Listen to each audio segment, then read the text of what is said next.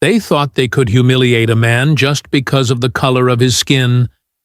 Two officers, one morning, one terrible mistake. What happened next inside the courtroom didn't just flip the script, it shattered their arrogance in seconds. You'll never guess who their suspect really was. Stay tuned, hit subscribe, like, and share this video, because this is one story you won't want to miss. It was just after 7 on a Tuesday morning when the streets of Fairview still carried the hush of dawn, the kind of calm you could almost hear. The sun, pale and shy, had only begun to stretch its light across the neat rows of houses, each lawn trimmed to perfection, each porch still holding the night's cool air. It was the kind of neighborhood where joggers wore reflective vests. The mail came precisely at 11, and strangers were noticed in an instant. Daniel Pierce was no stranger to the town. He had lived in the county for years. But this particular street, lined with two-story homes and slow-turning wind chimes, was not part of his usual route. That morning his car was in the shop, and he had chosen to walk the 1.5 miles to a meeting at the community center. He moved at an unhurried pace, his hands in the pockets of his dark jacket, his stride steady, his head lifted slightly to take in the early morning stillness. He looked like any other man heading somewhere with purpose, but for two white police officers parked just around the corner, that picture was painted in entirely different colors.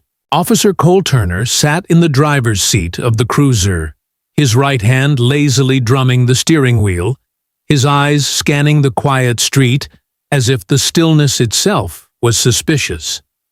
Officer Grant Miller sat beside him, sipping lukewarm coffee from a paper cup, his gaze unfocused until he spotted movement in the distance. "You see that?" Miller asked, tilting his head toward the figure of Daniel Pierce. Cole followed his partner's eyes and locked onto the man, narrowing his gaze as though the sight alone was enough to spark doubt. "Yeah," Cole muttered, leaning forward over the steering wheel. "What's he doing around here?" His voice carried an edge, not curiosity, but presumption. There was no call on the radio, no report of criminal activity, no reason to be on alert, but in their minds, Daniel's presence required justification. "Probably up to something," Miller replied, "the kind of automatic agreement that didn't need evidence to feel certain. The cruiser rolled forward slowly, the low hum of the engine breaking the silence as the two officers tracked Daniel's steps. From their vantage point, he wasn't simply a man walking, he was an anomaly. The street, with its white picket fences and its unspoken rules of belonging, rarely saw faces like his. The sight was enough to pull them out of their idle patrol and into the familiar rhythm of suspicion. As they crept closer, Miller lowered his coffee cup, his eyes never leaving Daniel. "Let's check him out," he said, and Cole didn't need to be convinced. It was a decision made in the quiet space between words, born not from fact, but from assumption, the kind that dressed itself in the language of just doing our job, while carrying the weight of something far older, far uglier. Daniel heard the car before he saw it. The soft tires against asphalt, the mechanical sigh of a slowing engine.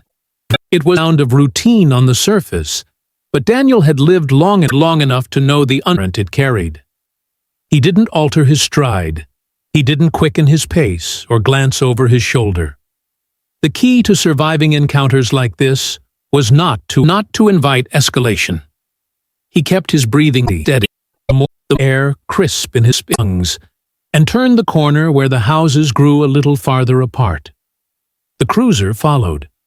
He could feel the attention on him now, heavy and deliberate, like the slow narrowing of a camera lens.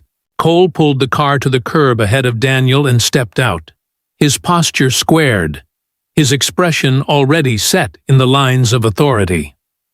"Hey, you! Stop right there!" he called out, his voice carrying across the quiet street with the sharpness of a command, not a request. Daniel stopped, turning toward the officer with a calm that seemed almost out of place against the tension in the air. "Is there a problem, officer?" His voice was even, polite, but it did nothing to soften Cole's stance. Miller was out of the car now, too, standing slightly to the side, his eyes scanning Daniel up and down, as if cataloging a list of invisible offenses. "You're acting suspicious," Cole said, his hand hovering near the edge of his duty belt. "What are you doing in this neighborhood?" Daniel blinked once, letting the question hang for a moment before answering. "I live here," he said simply. There was no defensive edge in his tone, no attempt to over-explain, but the answer didn't land where it should have. Cole's expression didn't shift. Miller's gaze didn't soften. In their minds, the claim was less an explanation and more a challenge to their unspoken authority over the space. They began to circle him with questions. Where exactly did he live? What was his business on this street? Why was he out walking so early? Each question carried the weight of accusation, not inquiry, and each answer Daniel gave seemed to be filed away under unconvincing. Cole glanced at Miller, a small exchange passing between them without a word spoken. To them, Daniel's calmness wasn't the patience of a man undeserving of suspicion. It was evasive. His lack of visible nervousness wasn't a sign of innocence. It was a red flag. "You've got no reason to be here," Cole finally said, the statement heavy with finality. Daniel's faint smile flickered for just a moment, but he didn't reply. He knew the script. Anything he said beyond what was necessary would be used to justify what they'd already decided to do. The morning air seemed to tighten, the space between them shrinking as Cole took a step closer. "Turn around. Put your hands behind your back," Miller ordered, his tone clipped, as if the decision had already been waiting for them all morning. "For what?" Daniel asked, his voice still calm but quieter now, as though the question was less about expecting an answer and more about marking the moment. "Don't play games with us," Cole snapped, and in a swift motion, Miller stepped forward, pulling Daniel's hands into the cold ring of handcuffs. The click of the metal was sharp in the stillness, a sound that carried to the open windows of a few nearby houses. Curtains shifted.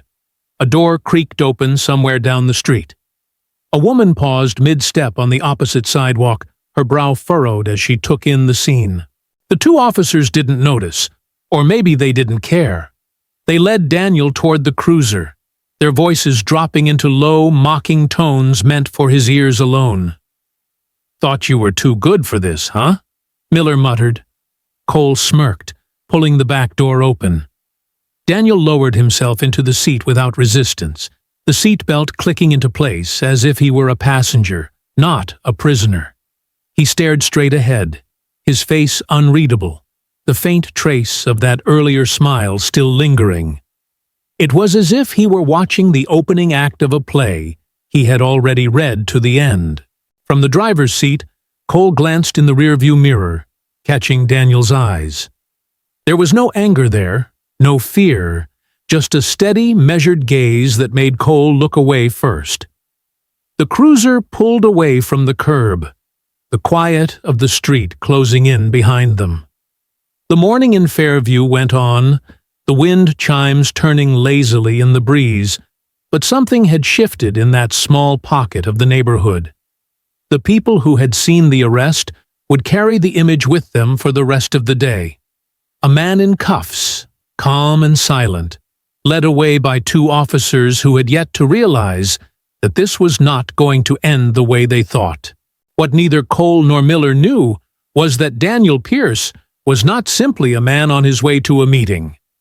He was not a lost visitor, nor someone drifting through the neighborhood without purpose. He was a man with a title, a man with influence, and a man who understood exactly how dangerous it was to be presumed guilty on sight. But for now, he said nothing. The morning still had a long way to go, and the stage was only just being set.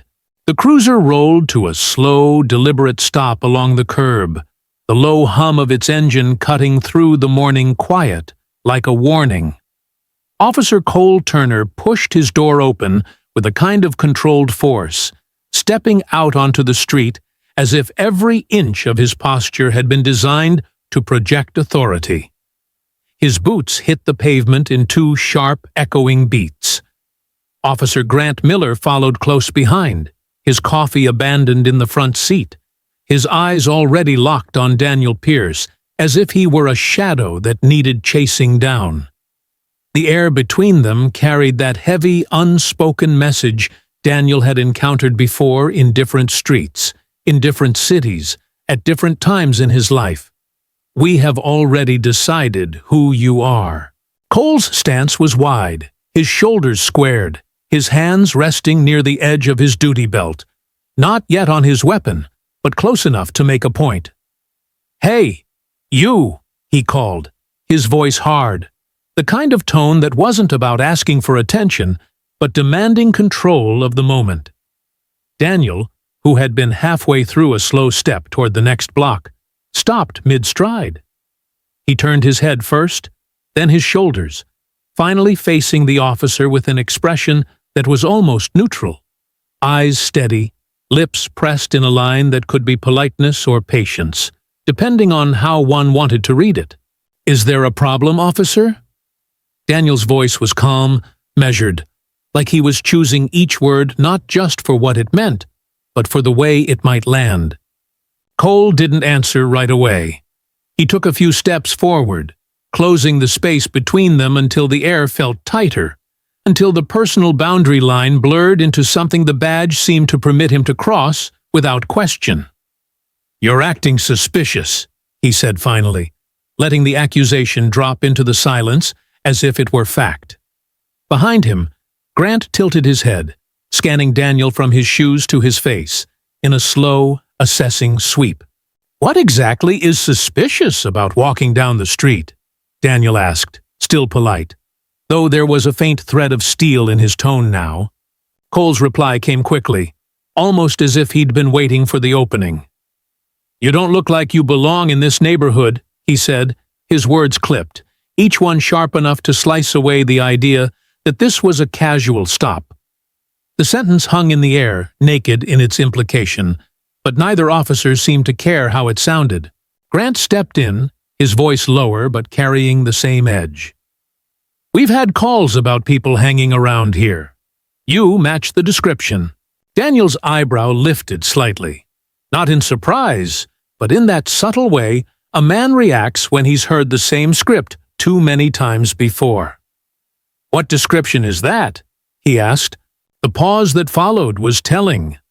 Cole looked at Grant, a quick glance like a silent exchange of "don't say it out loud."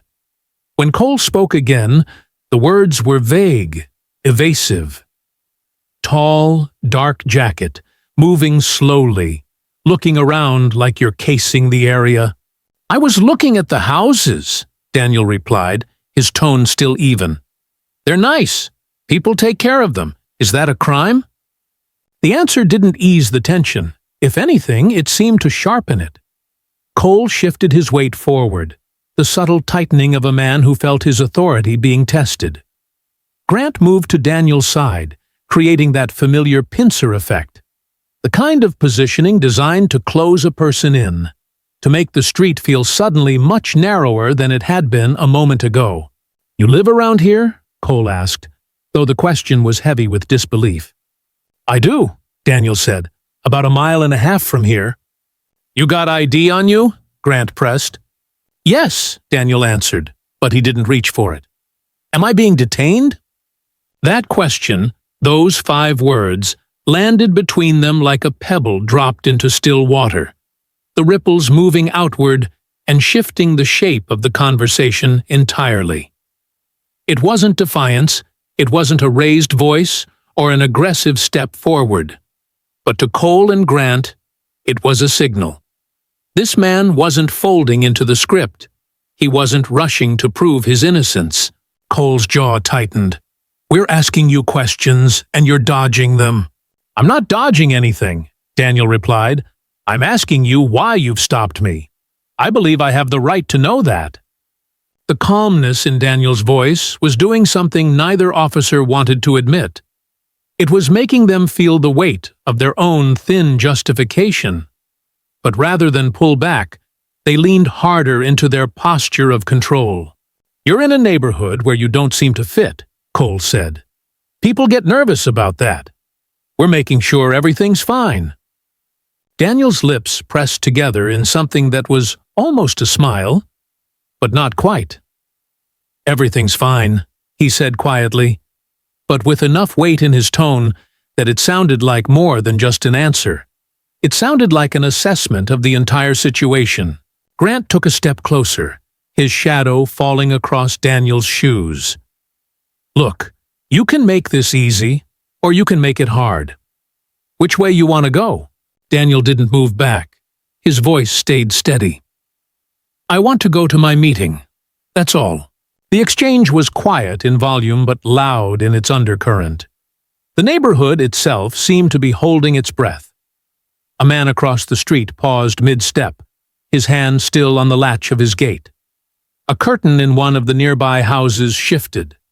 Somewhere, a dog barked twice, and then went silent again. Cole glanced at Grant once more, and in that brief flicker of shared thought, the choice was made. Not because of a crime, not because of a real threat, but because Daniel's calmness had become its own kind of defiance in their eyes. In their world, compliance meant submission, and Daniel's refusal to play the role they had written for him was reason enough to move forward. Turn around, Cole ordered, his voice harder now. Hands behind your back. Daniel's eyes didn't widen. His shoulders didn't tense.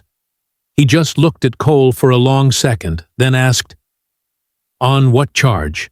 Cole's reply came fast, almost too fast, like a man pushing ahead before doubt could take root. Loitering, acting suspicious. We'll sort the rest out at the station.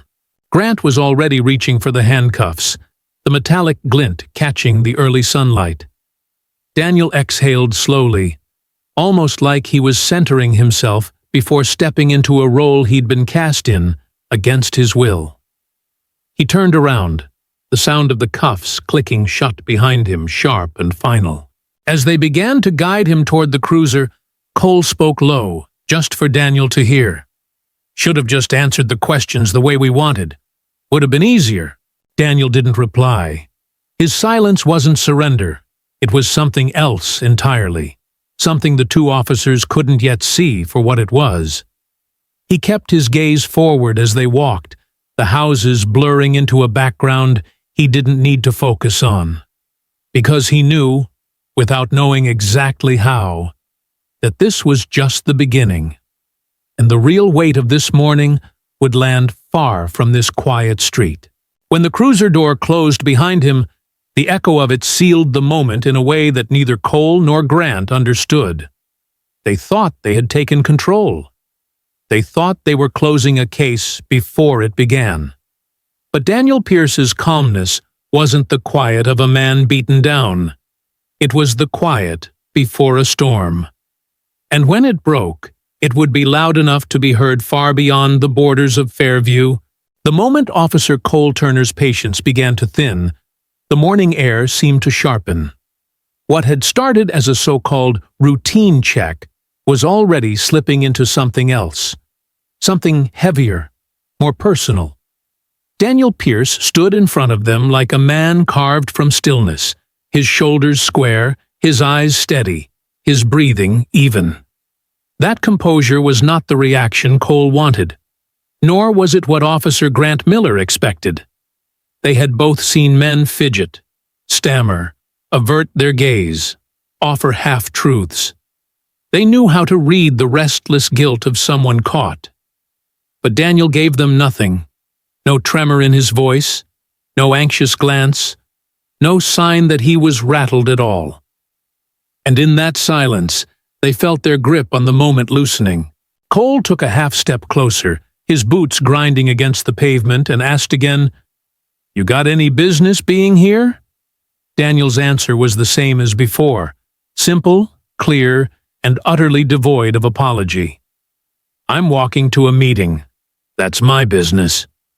He didn't add the mile-and-a-half distance, the fact that his car was in the shop, or that he had every right to be there. He didn't need to, but his restraint only irritated them more. Grant's hand twitched near his belt, not quite on his weapon, but in a place that sent a silent warning. "Look," he said, his voice low and clipped. "We've had calls about someone hanging around here, and you match the description." Daniel's reply came without hesitation. "What description is that?" Cole glanced at Grant, their eyes meeting for the briefest moment, like two men sharing the same silent calculation. He didn't say the word they were both thinking. Instead, he went for the next best thing. Loitering, acting suspicious. Doesn't matter what you call it, you're standing here like you're waiting for something. The accusation was paper-thin, flimsy enough to blow away in the smallest gust of truth, but Cole delivered it with the confidence of a man used to having his word taken as fact. Daniel tilted his head slightly, his lips pressing into something just short of a smile. "Standing here because you stopped me," he said evenly, and that was it. The crack in the invisible dam. Cole's patience snapped. He didn't want to debate. He didn't want to justify. He wanted control back. "Turn around," he barked, his voice cutting through the still air. "Hands behind your back." Daniel's brows lifted a fraction, not in shock, but in confirmation of what he'd already known from the moment the cruiser slowed behind him. "For what?" he asked. Cole didn't blink. "Loitering. You can explain the rest downtown." Grant was already moving, stepping behind Daniel and pulling the cuffs from his belt with a quick metallic snap. The steel was cold as it locked around Daniel's wrists, the click of the mechanism sounding far louder in the quiet of the street than it should have. A few houses down, a woman paused on her porch, coffee mug in hand, her eyes narrowing as she took in the scene. Cole noticed her, but didn't acknowledge it. "You thought you could talk circles around us," he said under his breath, just loud enough for Daniel to hear. "Guess not." Grant leaned closer as he guided Daniel toward the cruiser. "Let's see how calm you are when you're explaining yourself to the judge," he muttered, his breath warm against Daniel's ear. Daniel didn't answer. His silence wasn't submission. It was a choice. And it was starting to unnerve them more than any sharp retort could have. Across the street, a man in a baseball cap pulled out his phone, the faint upward tilt of his arm unmistakable. He was recording. Another bystander, a teenage girl with earbuds dangling from her neck, slowed her pace on the sidewalk, her phone also raised. The glint of their cameras caught Daniel's eye, but he didn't move his head toward them. He didn't need to. He knew how quickly a moment like this could be captured, replayed, and magnified far beyond the tidy borders of this neighborhood. Cole, noticing the movement, turned his body slightly to block the view, but the gesture only drew more attention. "Keep walking," he barked at the girl, but she didn't move. Instead, she planted her feet on the curb, her eyes locked on the scene unfolding. The woman on the porch set down her coffee and stepped inside, re-emerging seconds later with her phone in hand. Her lips were moving, her tone urgent. She was calling someone. Whether it was a neighbor, a friend, or the non-emergency line, Daniel didn't know. But her gaze, sharp and unblinking, stayed on him. Grant opened the cruiser's back door and motioned for Daniel to duck inside. "Watch your head," he said, though the words carried no kindness. Daniel lowered himself into the seat without resistance, the cuffs pressing into the small of his back. Through the half-open window, he could still hear the faint hum of the morning, the rustle of leaves in the light breeze, the distant bark of a dog, the quiet voices of bystanders murmuring just loud enough to be heard. Cole shut the door firmly and rounded the front of the cruiser, but before he slid into the driver's seat, he threw one last look toward the porch, toward the girl on the sidewalk, toward the man in the baseball cap. His eyes narrowed, a flicker of something, annoyance, maybe worry, passing over his face. Inside the car, Daniel sat motionless, his gaze fixed on a point straight ahead. He wasn't thinking about the charge they'd just thrown at him. He wasn't thinking about the inside of the holding cell he'd soon see. He was thinking about the witnesses, the cameras, the way a story can start on one street and end in a place the people who began it never saw coming. Grant slid into the passenger seat, adjusting his belt, the cuffs clinking faintly against his holster. "Bet you weren't expecting this today," he said over his shoulder. Daniel met his eyes in the mirror, his expression unreadable. "I'm sure you weren't either," he replied, his voice calm, almost conversational. Grant frowned, but didn't answer. Cole put the cruiser into gear, the tires rolling forward over the uneven patch of asphalt. Behind them, the neighborhood was shrinking in the rear-view mirror. But the witnesses remained, still talking, still holding their phones, still watching. The ride to the station was short, but the distance between what Cole and Grant thought they had accomplished and what was actually unfolding was growing by the second.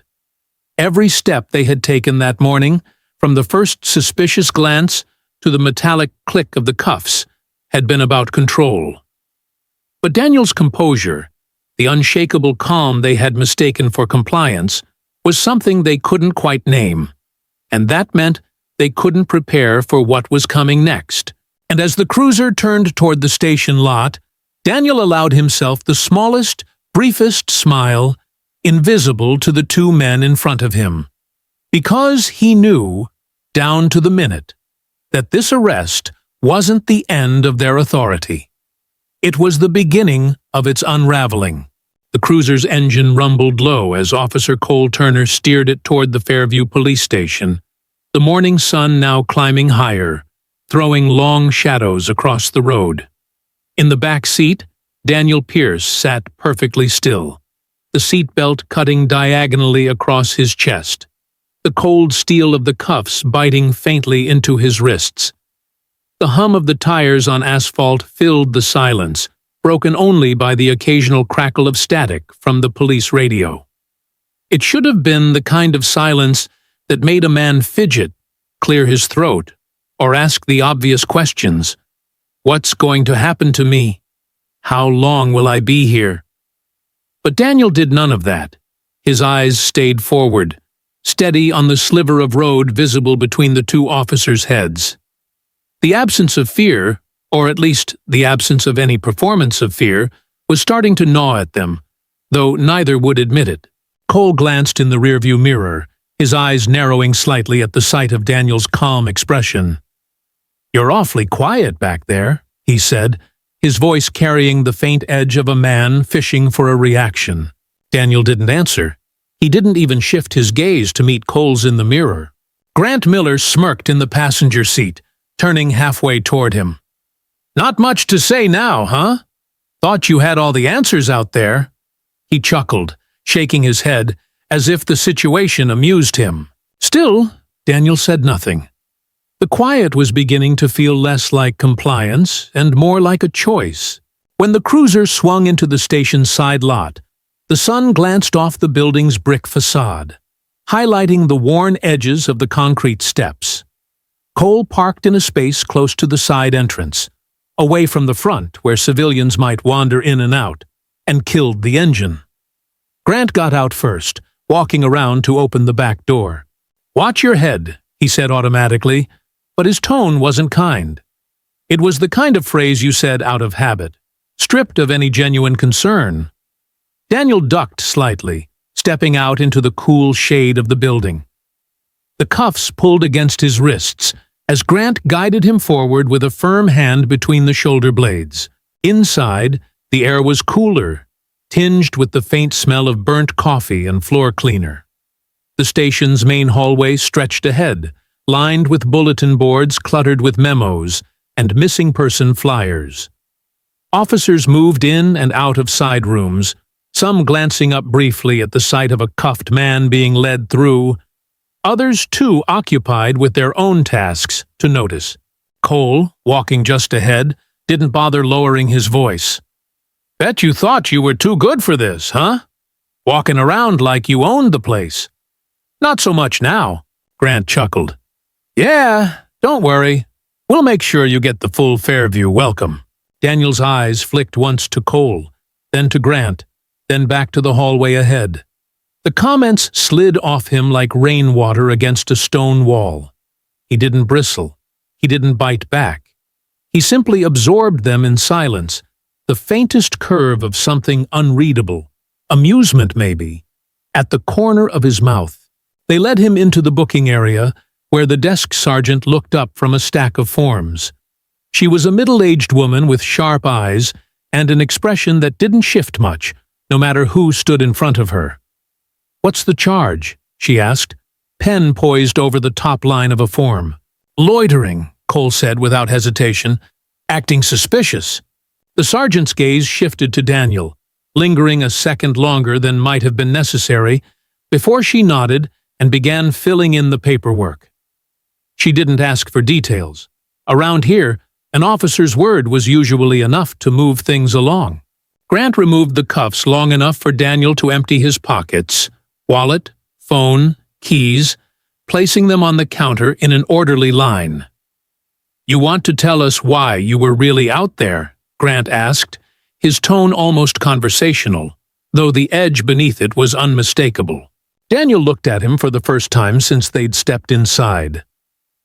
"You already decided," he said simply. "Why bother asking?" Grant's smirk faltered for a half-second, but he recovered quickly. "Suit yourself." With the paperwork done, they guided Daniel down another hallway to a small holding cell. The room was barely 8 feet across, with a single metal bench bolted to the wall and a barred window high enough to only show a sliver of sky. The heavy door closed with a dull metallic thud behind him. Cole lingered at the bars, leaning one arm casually against the frame. "You know, if you'd just answered our questions the right way, this could have been over already," he said, his voice almost friendly on the surface but steeped in condescension. Daniel met his eyes evenly. "The right way being, whatever you wanted to hear." Cole's smile tightened. "Exactly." Grant stood just behind him, his arms crossed. "You'll have your chance to explain it all in court. But don't expect anyone to buy that innocent act." Daniel leaned back against the wall, his gaze drifting to the thin slice of pale blue sky framed by the window. "We'll see," he said quietly. The two officers exchanged a quick look before Cole stepped back. "Enjoy your stay," he said, the sarcasm in his voice unmistakable. When they left, the hallway outside the cell returned to its usual low hum. Footsteps passing, phones ringing somewhere in the distance, the occasional muffled laugh from a conversation out of sight. Inside, Daniel sat on the bench, his hands resting loosely in his lap, the steady rhythm of his breathing the only movement. It wasn't the stillness of defeat. It was something else. Patience. The kind of patience that comes from knowing more than the people holding you. The kind of patience that made it clear, even without words, that this was not going to end the way Cole and Grant thought it would. In the squad room down the hall, Cole and Grant sat at their desks, filling out the incident report. Cole wrote in clipped, decisive strokes, the kind of language that sounded professional but left no room for nuance. Grant leaned back in his chair, occasionally tossing in a detail, the corners of his mouth curling in satisfaction. They believed they'd wrapped the whole thing neatly. A textbook arrest. Neither of them noticed the way the desk sergeant had paused earlier when she'd looked at Daniel. Neither of them thought about the possibility that the man in that cell might be someone far outside the suspicious loiterer box they'd put him in. And neither of them, at least not yet, understood why Daniel hadn't argued, hadn't raised his voice, hadn't fought to get free. Because Daniel Pierce was not a man caught off guard. He was a man waiting. And every passing minute in that cell was not time lost, but time gained. For him, the station was not a trap. It was a stage, and the real performance hadn't even started yet. The morning of the hearing arrived with the kind of crisp, golden light that seemed almost too calm for what was about to unfold. For Officers Cole Turner and Grant Miller, it felt like the closing chapter of a simple, open and shut case. In their minds, today was a victory lap. They'd brought in a man they claimed had been loitering and acting suspicious, a man who'd challenged their authority on the street and in the station by refusing to play along with their script. Now, in front of a judge, they would package the events neatly, present their version of the truth, and walk out validated. Cole even joked in the parking lot as they arrived at the courthouse. 10 minutes in there, and we'll be back at the station, he said, straightening his tie in the cruiser's side mirror. Grant smirked, the kind of smirk that came from a man too sure of his footing to see the ground crumbling beneath him. Inside, the courthouse carried its usual weekday hum, lawyers with briefcases moving quickly down the corridors, the low murmur of conversations, the occasional squeak of polished shoes on tile. The courtroom they entered was modest but packed, rows of wooden benches already filling with spectators, witnesses, and a few curious members of the public. Cole and Grant took their seats at the prosecution's table, each of them leaning back with a casual ease, like men confident the outcome had already been decided. Then the double doors at the back of the courtroom opened, and the hum shifted. Daniel Pierce walked in, not in the plain clothes of a defendant, not in the casual jacket and slacks he'd worn on the day of the arrest, but in a charcoal-gray tailored suit that seemed cut to command the space. His shoulders were broad beneath the fabric, his posture upright, his stride measured but certain. The knot of his tie was precise, the glint of his cufflinks catching the light with each step. His presence pulled the air taut, and conversations faltered mid-sentence as eyes followed him down the aisle. Cole's smirk flickered. He glanced at Grant, whose brow had furrowed just slightly. This was not the look of a man cowed by an impending court date. This was not a man dressed to plead for leniency. Daniel took a seat at the defense table, placing a leather portfolio in front of him with the care of someone setting down a weapon they didn't need to draw just yet. The judge, an older man with deep lines carved around his mouth and eyes, entered and took his seat behind the bench. "Court is now in session," the bailiff announced. The room settled into stillness. After the procedural opening, the judge looked up from the docket. "Before we begin," he said, "let's have introductions. Officers Turner and Miller, you're here representing the prosecution?" Cole stood first, buttoning his jacket with an easy motion. "Yes, Your Honor. Officer Cole Turner, Fairview Police Department." Grant followed. "Officer Grant Miller, Fairview Police Department." The judge turned his gaze to the defense table. Daniel rose, his movements unhurried. He placed both hands lightly on the table, looked directly at the judge, and spoke in a voice that was steady, clear, and carried across the room without strain. "Good morning, Your Honor. My name is Daniel Pierce." He let the name hang in the air for a fraction of a second before continuing. "I am the newly appointed Director of the State Department of Public Safety." The words landed like a stone dropped in still water, the ripples spreading instantly through the room. You could hear the faintest gasp from somewhere in the back row. Cole's shoulders stiffened. Grant's eyes widened, his mouth parting just slightly before snapping shut.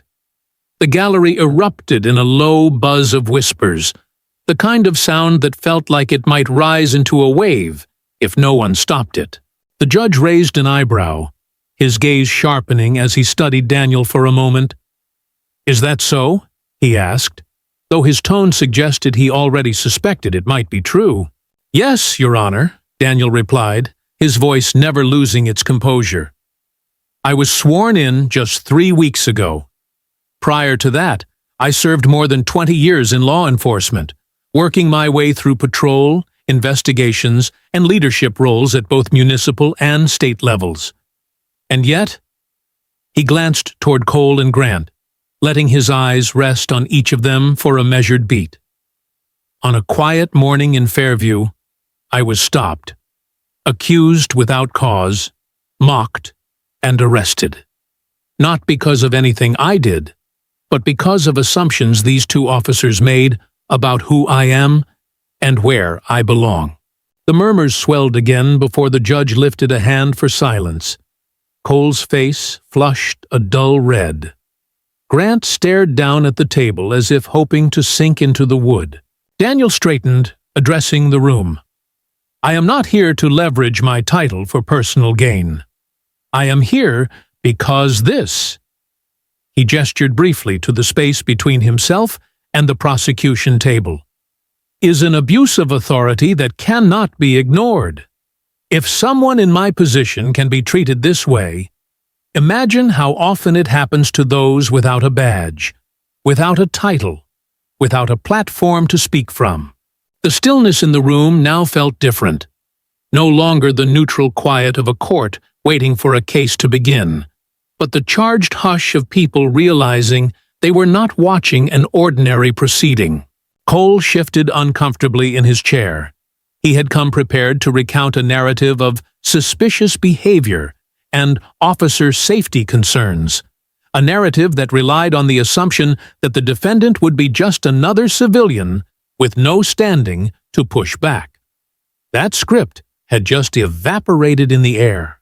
Grant's mind seemed to be scrambling in real time, flicking through possible angles to salvage the case. But every option he imagined came up against the same immovable fact. The man sitting across from them wasn't just their equal in uniform. He was their superior in every measurable way. The judge cleared his throat. Director Pierce, you will, of course, have the opportunity to give your account of the events in question. For now, we will proceed with testimony and evidence. Daniel inclined his head slightly. Thank you, Your Honor. He sat, his expression calm but watchful. The kind of calm that isn't passive but deliberate, calculated to keep the advantage exactly where it was. Cole leaned toward Grant, his voice low but urgent. This just got complicated. Grant didn't respond. His eyes were fixed on Daniel, but not in challenge, more like he was trying to read the fine print of a contract he had already signed without looking. The rest of the morning would bring witness statements, cross-examinations, and a slow unraveling of the prosecution's version of events. But the pivot had already happened. The moment Daniel introduced himself, the power dynamic shifted in a way that could not be undone. And as the gavel came down to signal the start of formal proceedings, Cole and Grant sat in the seats they'd chosen, suddenly aware that they were not the ones in control of the story anymore. The quiet man they had cuffed on the street was now the most powerful voice in the room, and the room was listening. Daniel Pierce adjusted the microphone on the witness stand with the same deliberate care he had shown when walking into the courtroom. The wood beneath his palms was smooth and cool, but his voice carried warmth and precision when he began to speak. There was no hesitation, no fumbling for memory. Every detail he offered was crisp, timed, and unshakable. He described the morning of his arrest in a way that didn't just replay events. It placed the listener on that quiet street in Fairview. The early sunlight filtering through trees, the rhythmic sound of his footsteps on the sidewalk, the hum of a patrol car slowing behind him. He recounted Officer Cole Turner's first words, "Hey, you, stop right there," and the unbroken calm with which he had turned to face the officers. He told the court how every question they asked was not about fact, but about fitting him into their pre-made mold of suspicion. "They asked me what I was doing in the neighborhood," Daniel said, his voice steady but edged with the weight of lived experience. "I told them I was walking to a meeting. I lived about 1.5 miles away. That was not enough. They asked for ID before telling me why they had stopped me. When I questioned the reason for the stop, They accused me of loitering. That was the moment I knew they had already decided what I was. His eyes moved briefly from the judge to the jury box, then to the gallery where a handful of townspeople sat, leaning forward in their seats. I've worn a badge for more than 2 decades, Daniel continued. I have been trained to approach situations with caution and respect. What I experienced that morning was neither. It was not an investigation. It was a presumption of guilt based solely on the fact that I, a black man, was walking through a neighborhood where they did not think I belonged. Cole shifted in his seat at the prosecution table. Grant stared at the floor. The prosecutor stood. Director Pierce, did the officers make any verbal statements to you that you would consider racially charged? Yes, Daniel replied without pause. They called me boy. They told me, let's see how calm you are when you're in court. And they made mocking remarks about me, thinking I was too good for this. Every word was meant to diminish me, not question me. The prosecutor nodded. Were there witnesses to this exchange? Yes, Daniel said, gesturing toward the back of the courtroom. Several. One by one, they came forward. The first was a woman in her 40s who had been standing on her porch that morning with a cup of coffee. She spoke firmly, her voice carrying the clarity of someone who had replayed the moment in her head more than once. I saw them pull over. He wasn't doing anything wrong, just walking. They got out of the car already looking angry. One of them told him to stop. He asked what the problem was. They didn't answer, just kept asking what he was doing there, like his being there was the problem. They called him boy. I heard it plain as day. The defense attorney shifted in his seat but said nothing yet. Next came a teenager, a girl no older than 17, who had been walking her dog along the opposite sidewalk. She clutched her phone as she spoke. I saw them handcuff him, and he didn't fight them or anything. He just stood there. They told him he thought he was too good, and laughed. That's when I started recording. She nodded toward the evidence table where a USB drive sat in a small plastic bag. The prosecutor asked the judge for permission to play the video. The lights dimmed slightly as the screen at the front of the courtroom flickered to life. The grainy phone footage appeared, the shaky frame catching Daniel standing between Cole and Grant. The audio crackled with the wind, but the words were clear enough. Boy, let's see how calm you are later. Thought you were too good for this. The voices were unmistakable, Cole's sharper, Grant's lower and mocking.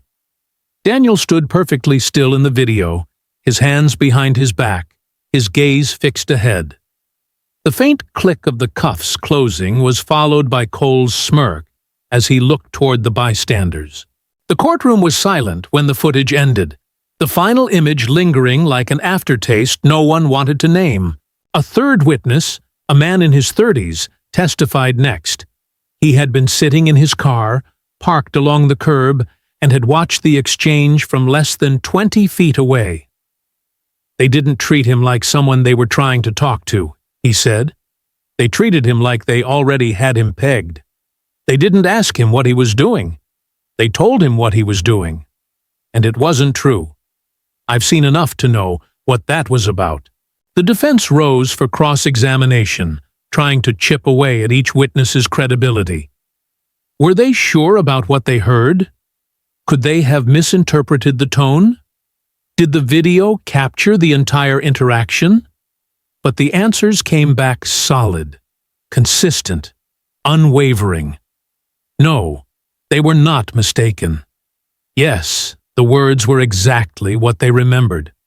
And no, the video didn't show everything, but what it did show was more than enough.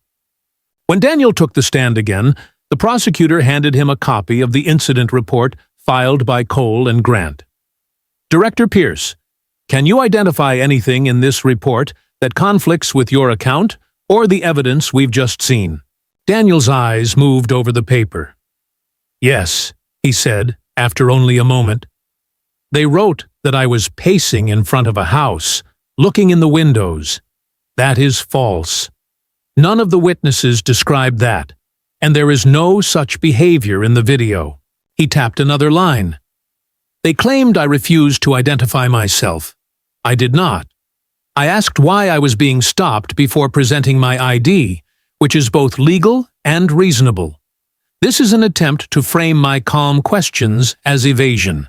The prosecutor let the words settle before asking, "In your professional opinion, what motivated this arrest?" Daniel looked directly at Cole and then at Grant. "Prejudice," he said, "and an assumption that I would not have the standing to challenge it." Cole's jaw tightened. Grant's eyes slid away. The judge, who had been taking notes quietly, looked up. "Director Pierce, you may step down." As Daniel returned to his seat, the atmosphere in the room had shifted.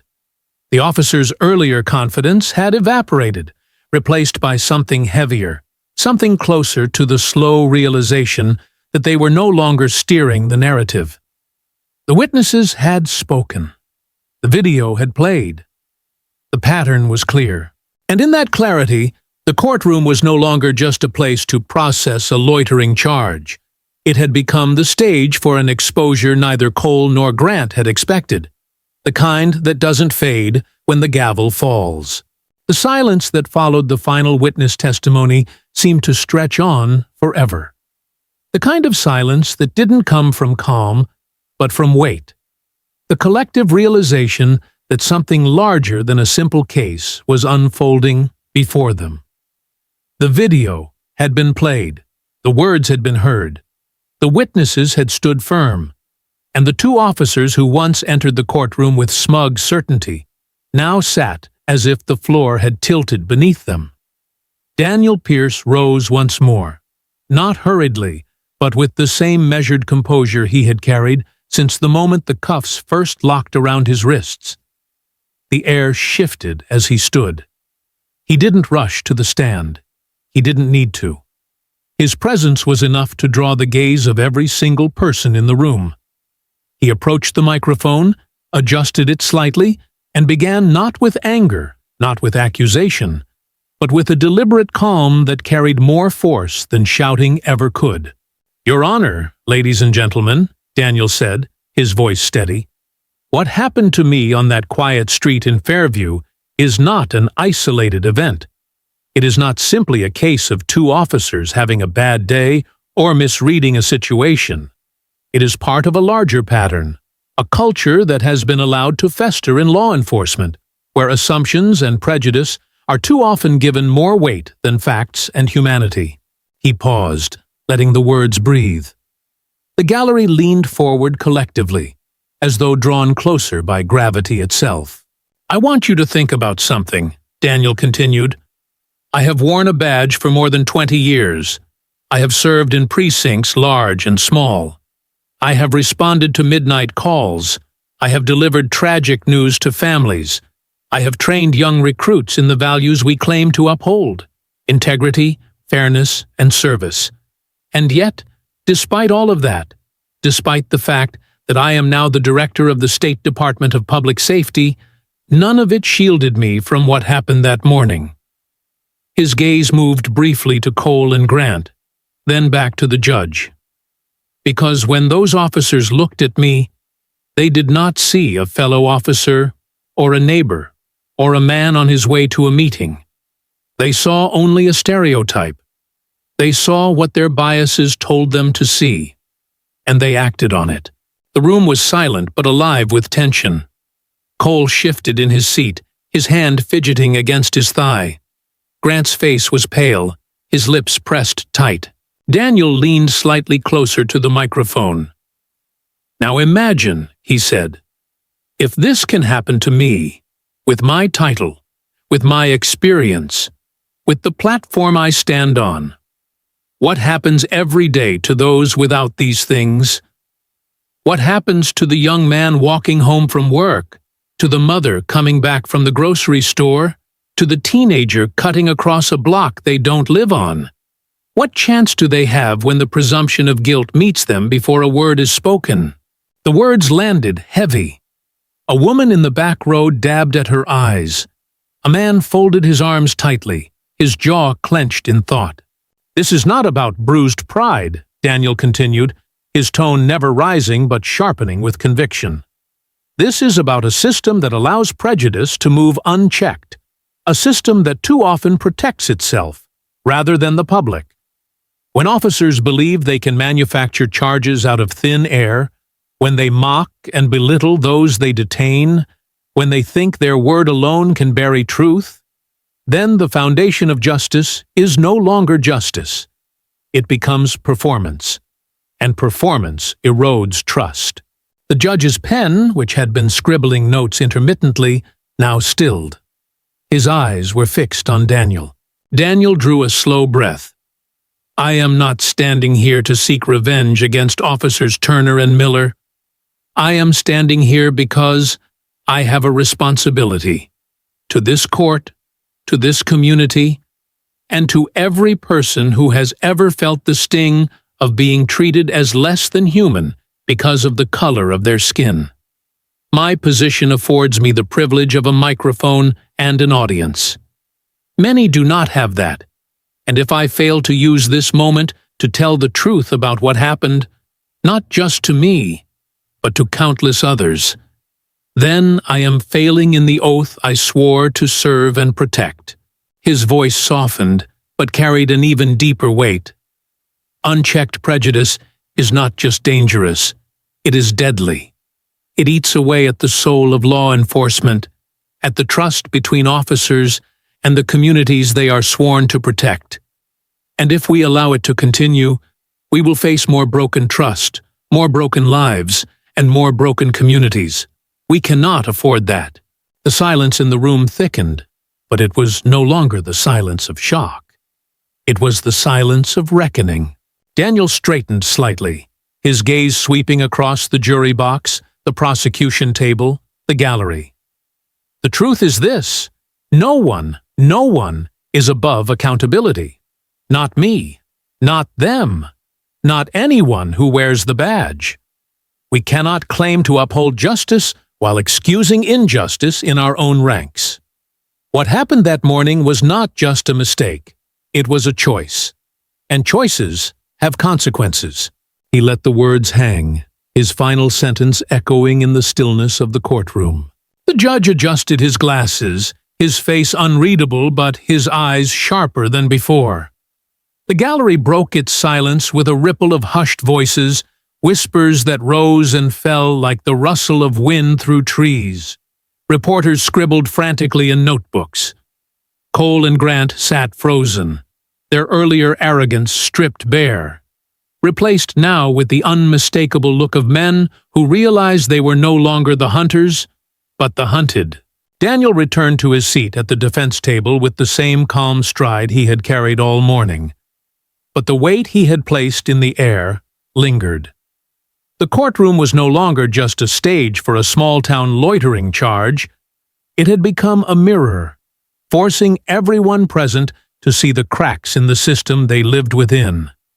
And once a mirror is shown, you cannot pretend you didn't see the reflection.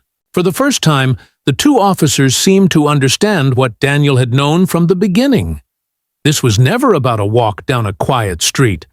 It was about something larger, something systemic, something that their mocking words and fabricated charges had accidentally put a spotlight on. The courtroom had just shifted, not in noise, but in gravity. The trial was no longer theirs. It belonged to the truth Daniel had pulled into the open, a truth that could not be cuffed, mocked, or silenced. And that truth, spoken with calm precision, was louder than any gavel yet to fall.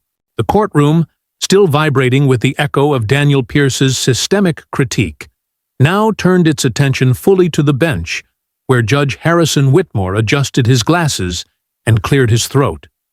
He had listened intently for more than 2 hours. Every testimony, every objection, every line of evidence. And his lined face bore the marks of a man who had seen too many cases where truth and power were unequally matched. Yet even with decades on the bench, this morning felt different. It wasn't just about the law, It was about the air in the room, thick with the recognition that what had unfolded was larger than 2 officers and 1 arrest. He shuffled his papers, though he hardly needed them. The truth was already clear. He leaned forward, his voice steady, the authority in it both judicial and moral. This court has heard testimony from multiple eyewitnesses, viewed video evidence, and considered the accounts presented by both parties. What is undeniable is that Officers Turner and Miller acted without reasonable suspicion, without probable cause, and with blatant disregard for the dignity of the individual they detained. His words dropped like stones into still water, each one sending ripples of consequence outward. Cole Turner's jaw tightened. Grant Miller's knuckles whitened as he gripped the edge of the table, his earlier smugness nowhere to be found. Judge Whitmore's gaze swept the room, lingering on the 2 officers. You fabricated a loitering charge to justify an arrest that should never have taken place. You escalated without cause. You used language unbecoming of your badge, language dripping with prejudice. And when brought into this courtroom, you sought to defend your actions with half-truths and evasions. This is unacceptable. The gallery murmured, a low wave of agreement rising, and then quickly suppressed by the bailiff's sharp glance. Daniel sat still at the defense table, his expression calm, but his eyes fixed on the judge, listening as though these words were not simply judgment, but confirmation of what he had carried silently since that morning. The judge's voice grew firmer. Effective immediately, Officers Turner and Miller, you are suspended from duty without pay, pending the results of a full internal investigation by the Department of Public Safety. Should that investigation corroborate what has been presented here, disciplinary measures will follow, up to and including termination and referral for criminal charges. The words hit like a gavel before the gavel, heavy and final. Cole's face flushed red. He opened his mouth as if to protest, but one look at the judge's expression silenced him. Grant's shoulders sagged, his gaze dropping to the table in front of him, as if staring at the wood grain could swallow him whole. When the gavel finally struck, the sound reverberated through the courtroom like the crack of a storm. The gallery, restrained until that moment, erupted in a wave of voices, gasps, applause, whispers tumbling over one another. Reporters bolted for the doors, already dialing numbers, already composing the headlines that would hit the air within minutes. Local officers suspended after racial profiling, arrest of state public safety director.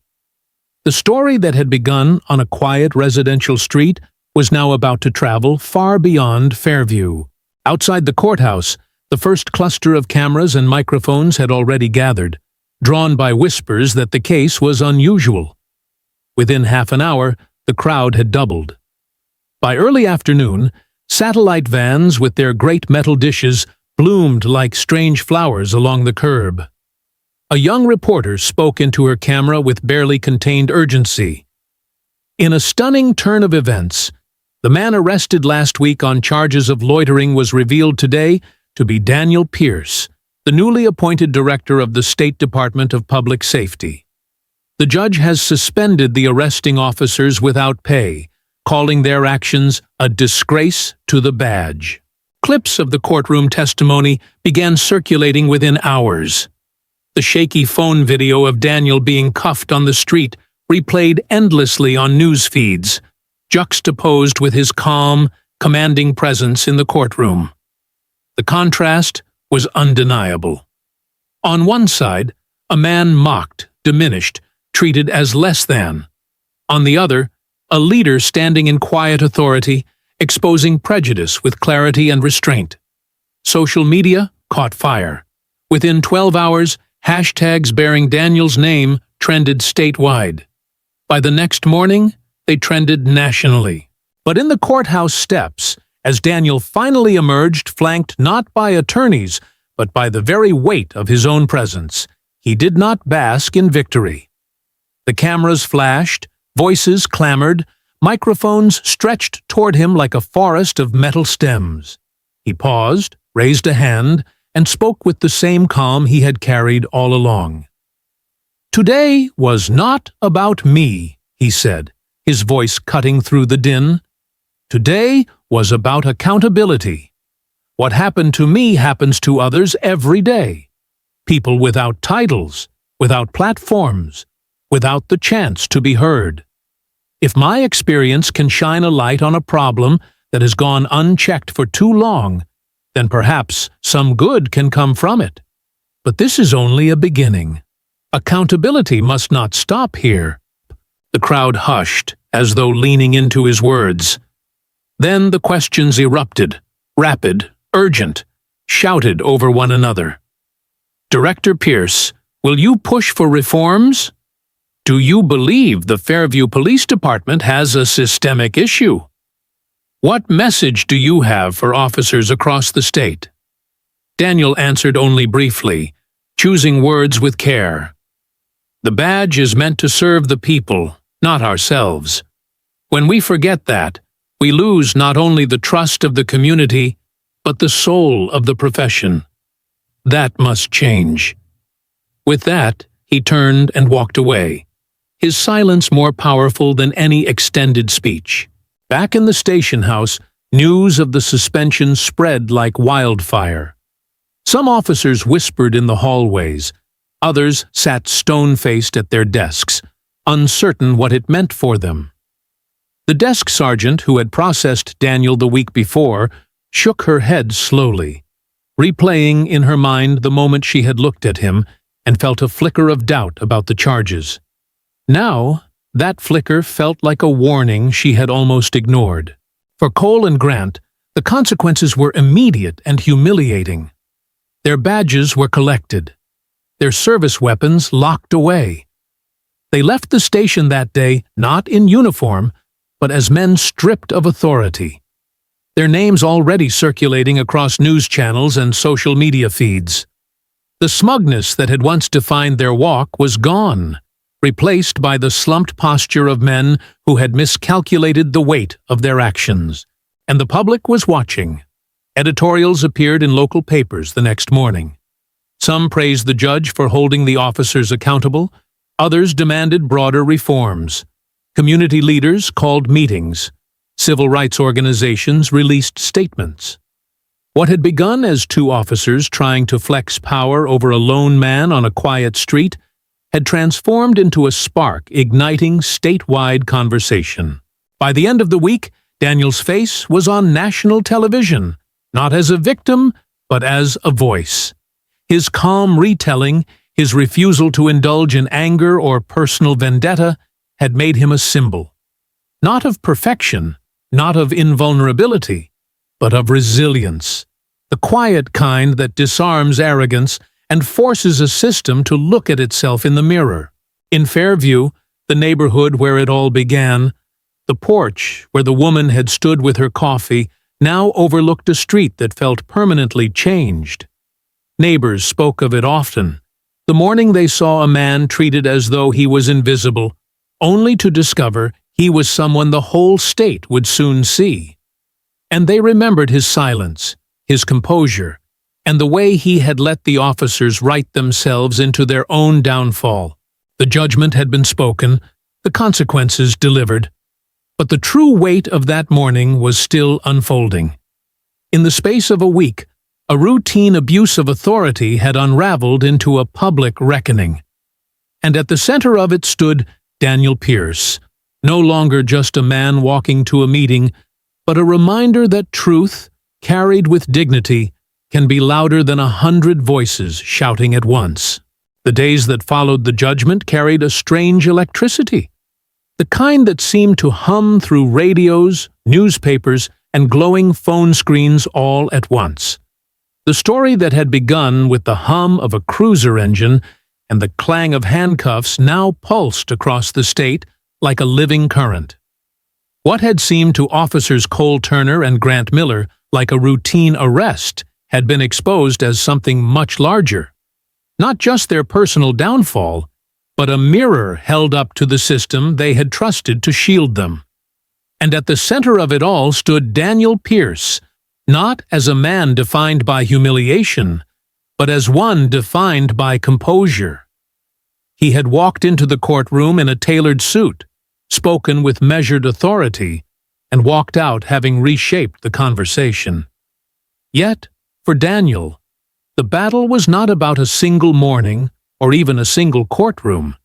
It was about what came next, about whether the shock of revelation would fade or whether it would grow roots deep enough to shift something lasting. On the courthouse steps the day of the ruling, reporters had swarmed him, cameras flashing in bursts that painted his calm features in alternating shadows and light. Their voices rose all at once. Questions about reform, about his feelings toward the officers, about what the ruling meant for him personally. Daniel had raised his hand gently, and the noise fell into something resembling order. His words had been brief, but deliberate, each one chosen with the same care as a man setting stones to build a foundation. "This moment is not about me," he said, his voice cutting through the hum of the crowd. "It is about accountability. It is about the need for reform in a system that too often allows prejudice to go unchecked.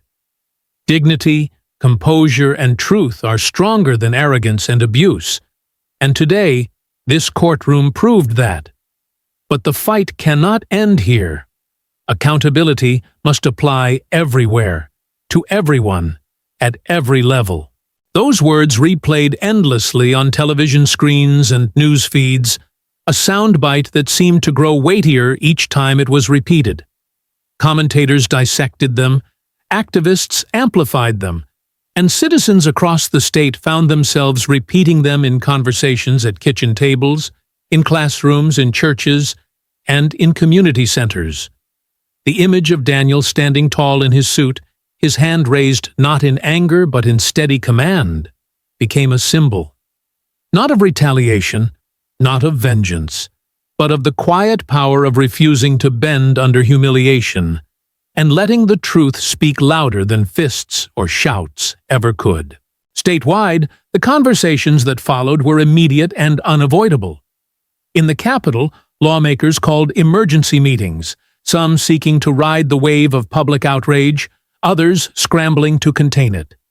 Editorial pages filled with headlines: "When Authority Fails the Badge," "The Fairview Arrest," "A Wake-Up Call," "If it can happen to him, it can happen to anyone." Civil rights groups organized town halls, inviting citizens to share their own stories of profiling and humiliation.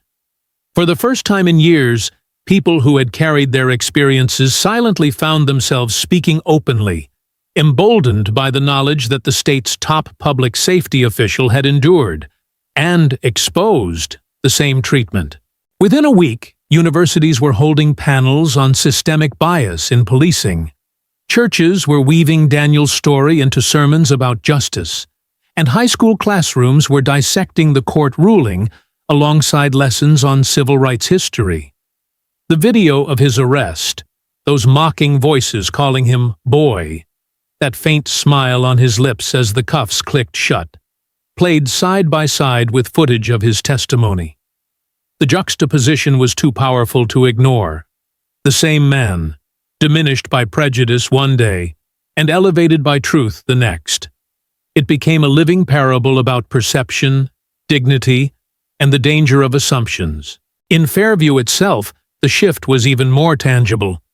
The street where it all began felt changed, almost hallowed, in a quiet way. Neighbors who had witnessed the arrest spoke more openly about it now, no longer afraid of being dismissed. The porch, where the woman had once stood with her coffee, became a sort of landmark. People pointed to it, recalling how she had been one of the first to call out what she saw.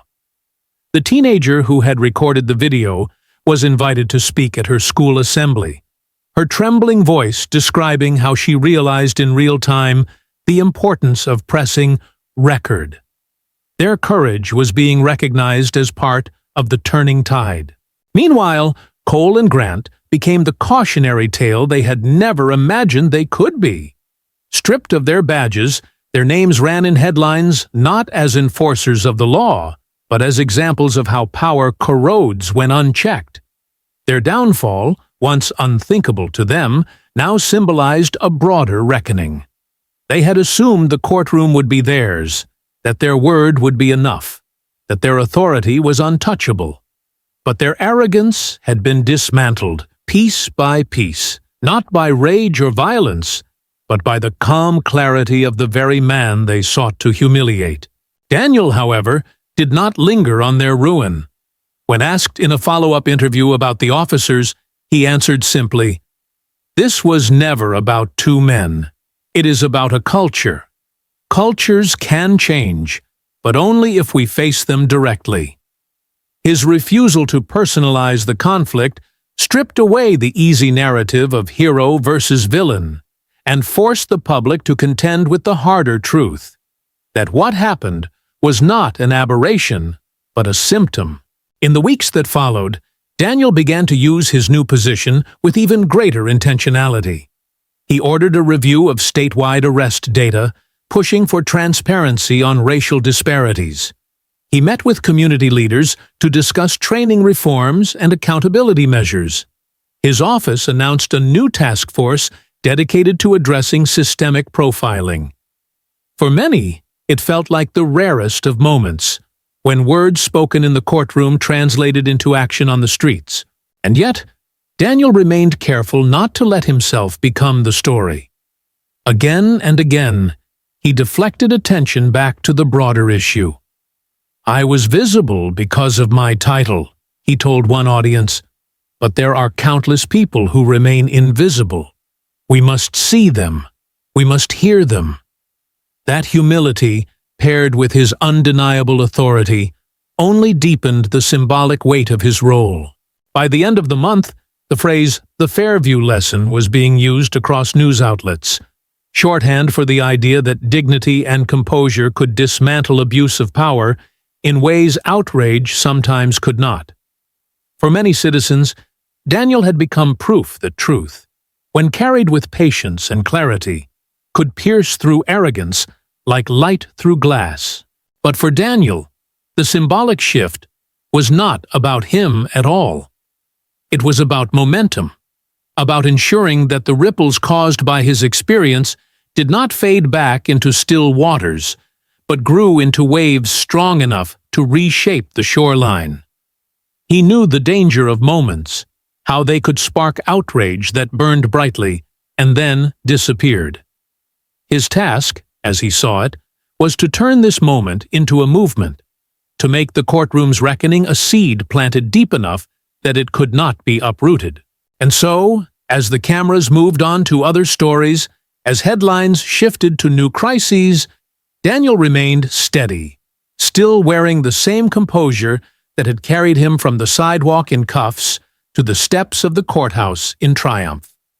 The lesson of Fairview lived on, not in shouting, not in spectacle, but in the enduring image of a man who had faced humiliation with patience, turned prejudice into exposure, and reminded a state that the power of truth lies not in its volume, but in its persistence. What began as two officers' arrogance had become something they never imagined, a symbol of reckoning, a call to accountability, and a reminder that dignity is its own kind of resistance, sharper than any weapon, louder than any gavel, and lasting far beyond the walls of a single courtroom.